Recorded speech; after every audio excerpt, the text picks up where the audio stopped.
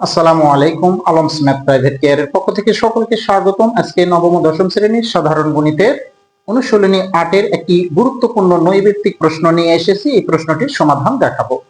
তো বন্ধুরা দেখো, এখানে একটা চিত্র দেওয়া আছে আর ও কেন্দ্র বিশিষ্ট বৃত্তে এ বি সি ডি বৃত্তস্থ সমান্তরিকের কোণ ডিসিএ সমান 30 ডিগ্রি হলে এখানে কোণ বিএসি এর মান নিচের কোণটি হবে, এটা আমাদের বের করতে হবে।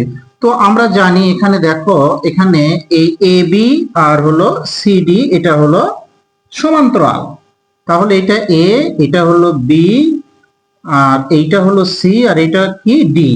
আর যদি এখানে এসি যদি তাদের ছেদক যদি হয়, তাহলে এখানে কি বলা হচ্ছে ডিসিএ। এই যে দেখো বন্ধুরা, ডিসিএ এটা সমান কত ডিগ্রি? 30 ডিগ্রি। আর তাহলে আমাদের বের করতে হবে কি কোণ বিএসি, অর্থাৎ বিএসি এই কোণের মান বের করতে হবে। তাহলে এই কোণ আর এই কোণের সম্পর্ক কি? আমরা জানি ছেদকের বিপরীত পার্শ্বে যে দুটি কোণ উৎপন্ন হয় তাদেরকে বলা হয় একান্তর কোণ, আর একান্তর কোণ পরস্পর কি হয়? সমান হয়।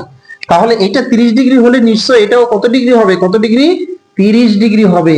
এটাই হলো সমাধান। আশা করি এই শর্ট ট্রিক্স নৈবেত্তিকটি তোমরা বুঝতে পেরেছো। যদি কারো কোনো সমস্যা থেকে থাকে তাহলে অবশ্যই কমেন্টে জানাবে, পরবর্তীতে তার সমাধান করে দেওয়ার চেষ্টা করব।